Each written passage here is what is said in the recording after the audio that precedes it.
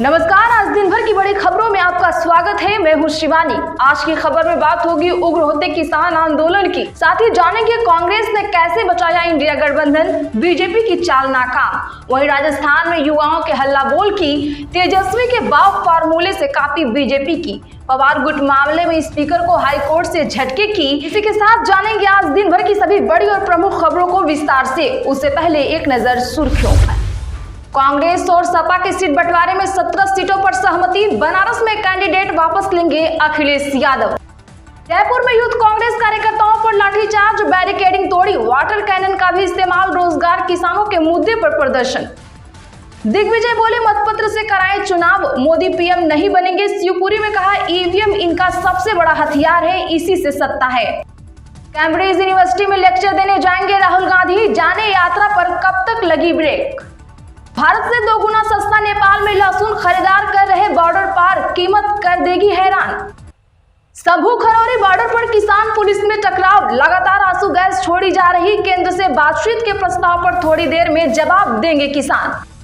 BJP में शामिल होंगे युवराज सिंह, पूर्व क्रिकेटर लड़ सकते हैं सनी देओल की जगह गुरदासपुर से चुनाव, सिद्धू के भी शामिल होने की चर्चा। आज झारखंड लौटेंगे कांग्रेस के नाराज विधायक, दिल्ली में केसी वेणुगोपाल से मुलाकात के बाद विधायक बोले उन्होंने कमियां दूर करने का आश्वासन दिया। शायद सरकार ने लिया 9,000 करोड़ का कर्ज, कांग्रेस बोली 2.5 महीने में इतना कर्ज लेने के बाद फिर 4,000 करोड़ लेने की तैयारी। क्या है तेजस्वी यादव का बाप फार्मूला, जिसे माई के साथ जोड़ने की है तैयारी, कितना होगा कारगर, जानेंगे आगे विस्तार से। पीएम मोदी करेंगे मुहूर्त पंचांग बताने वाली घड़ी का लोकार्पण, सूर्य ग्रहण और चंद्र ग्रहण कब होगा ये भी बताएगी। उज्जैन में लगेगी दुनिया की पहली वैदिक घड़ी। अजीत गुट की याचिका पर हाईकोर्ट का महाराष्ट्र विधानसभा स्पीकर को नोटिस, विधायक को अयोग्य घोषित करने का है मामला। इनकम टैक्स ने कांग्रेस के अकाउंट से 65 करोड़ निकाले, 115 करोड़ रुपए का बकाया था। पार्टी ने आईटी ट्रिब्यूनल में शिकायत की, आज होगी सुनवाई। हेमंत सोरेन बजट सत्र में शामिल होंगे या नहीं, ईडी की स्पेशल कोर्ट में सुनवाई हुई पूरी, कल आएगा फैसला। स्पेशल सत्र में हो चुके हैं शामिल। कानून तोड़ने वालों को छूट दी एक्शन लो, 14,000 किसानों के जमावड़े पर पंजाब से बोला केंद्र। राहुल गांधी ने एक सप्ताह में 4 बार लिया ऐश्वर्या का नाम, अब बोले नाचती हुई निकलेंगी, होने लगे ट्रोल। सरकार ने किसान संगठनों को फिर दिया बातचीत का न्योता, कृषि मंत्री बोले शांति बनाए रखना जरूरी। बाबा सिद्दीकी के बेटे से छीना गया मुंबई युवा कांग्रेस अध्यक्ष का पद, मनोज जरांगे की भूख हड़ताल जारी। राज्यसभा चुनाव के तहत भाजपा और सपा के बीच मुकाबला 27 फरवरी को, किसी भी प्रत्याशी ने नाम वापस नहीं लिया। सोनिया गांधी और जेपी नड्डा सहित राज्यसभा के लिए 41 प्रत्याशी निर्विरोध निर्वाचित, जानिए कौन कहां से बना सांसद। भाइयों और बहनों, नहीं रही रेडियो की खनकती आवाज, अमीन सयानी का आज हुआ निधन। सुप्रीम कोर्ट से मिली राहत, लेकिन चंडीगढ़ में कमजोर हुई इंडिया की ताकत, जाने मेयर पद का गणित। दिल्ली पुणे से 2500 करोड़ की म्याऊ म्याऊ ड्रग्स जब्त, महाराष्ट्र में पुणे पुलिस की अब तक की सबसे बड़ी जब्ती, 5 गिरफ्तार। केजरीवाल बोले सीट शेयरिंग पर कांग्रेस से चर्चा आखिरी चरण में, पंजाब में अकेले चुनाव लड़ने को कहा, हमने जीतने के लिए यह फैसला किया है। देश में 2050 तक डबल होगी सीनियर सिटीजन की संख्या, 26 साल बाद हर चौथा भारतीय बुजुर्ग होगा, अभी आबादी के 10% लोग ही बुजुर्ग। राहुल गांधी को श्री कृष्ण और अजय राय को अर्जुन बताया, कानपुर में स्वागत मंच के पास लगी देखी गई है ऐसी होर्डिंग। उत्तर प्रदेश में आ सकता है देश का पहला EV battery plant, Ashok Leyland commercial वाहन करेगा लॉन्च। किसान आंदोलन के खौफ से सहमी दिल्ली, बढ़े सब्जियों के दाम, बॉर्डर पर रेंग रहे हैं वाहन। पीड़ित महिलाओं के लिए राजभवन के दरवाजे खोलने के फैसले की टीएमसी सांसदों ने की प्रशंसा, कहा अकल्पनीय कदम।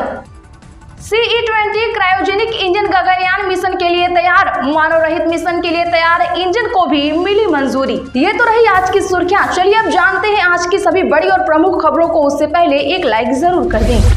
कांग्रेस और सपा की सीट बंटवारे में 17 सीटों पर बनी सहमति, बनारस में कैंडिडेट वापस लेंगे अखिलेश यादव। दरअसल बता दें कि उत्तर प्रदेश में इंडिया गठबंधन के लिए फिर से कवायद शुरू हो गई है। सपा और कांग्रेस में उच्च स्तर पर बातचीत हुई है, दोनों में सीट बंटवारे को लेकर सहमति बन गई है।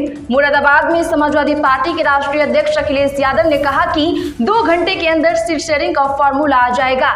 अखिलेश यादव ने बयान दिया है कि अंत भला तो सब भला, सपा और कांग्रेस के बीच गठबंधन होगा। बताया जा रहा है कि कांग्रेस को 17 सीटें दी गई हैं। यही नहीं, सपा और कांग्रेस में 2 और सीटों पर अदला बदली की चर्चा चल रही है। अखिलेश यादव बनारस की उम्मीदवार वापस लेंगे तो कांग्रेस मुरादाबाद की डिमांड भी वापस लेगी।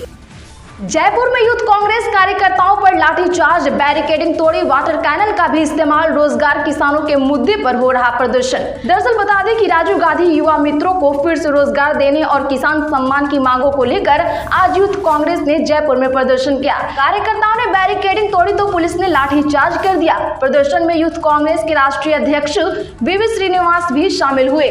दरअसल बता दें कि कार्यकर्ता शहीद स्मारक के मुख्यमंत्री आवास को घेरने जा रहे थे। इस दौरान पुलिस से उनकी झड़प हो गई। पुलिस ने वाटर कैनन का भी इस्तेमाल किया। दिग्विजय बोले, मतपत्र से चुनाव कराएं, मोदी पीएम नहीं बनेंगे। शिवपुरी में कहा, ईवीएम ही इनका सबसे बड़ा हथियार है, इसी से सत्ता है। बता दें कि मध्य प्रदेश के पूर्व मुख्यमंत्री दिग्विजय सिंह ने कहा कि ईवीएम हटाकर पीएम मोदी, आपने मतपत्र से चुनाव कराया तो मैं दावे के साथ कह सकता हूं कि आप प्रधानमंत्री नहीं बनोगे। ईवीएम ही इनका सबसे बड़ा हथियार है, इनको पता है कि ईवीएम से ही सत्ता है। क्या आप इनकी बात से सहमत हैं? कमेंट में हां या ना जरूर लिखें। कैम्ब्रिज यूनिवर्सिटी में लेक्चर देने जाएंगे राहुल गांधी, जाने यात्रा पर कब तक लगी ब्रेक। जी हां, बता दें कि राहुल गांधी की भारत जोड़ो नया यात्रा पूर्वोत्तर राज्यों से शुरू होकर अब भारत के मध्य तक पहुंच चुकी है। इस बीच राहुल गांधी 26 फरवरी से 1 मार्च के बीच इस यात्रा से ब्रेक लेंगे। बताया गया है कि राहुल गांधी को ब्रिटेन में कैम्ब्रिज यूनिवर्सिटी में 2 विशेष लेक्चर देने के लिए आमंत्रित किया गया है। इसके अलावा वे दिल्ली में कुछ अहम बैठकों में हिस्सा लेंगे। भारत से 2 गुना सस्ता नेपाल में लहसुन, खरीदार कर रहे बॉर्डर पार, कीमत कर देगी हैरान। जी हां, भारत में इस समय लहसुन के दाम आसमान छू रहे हैं। कहीं 400 तो कहीं 500 रुपए प्रति किलो के हिसाब से लहसुन बिक रहा है।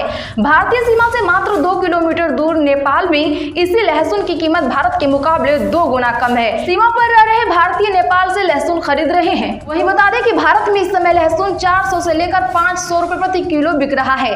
इसका कारण मंडी से ही महंगा और उत्पादन में कमी होना बताया जा रहा है।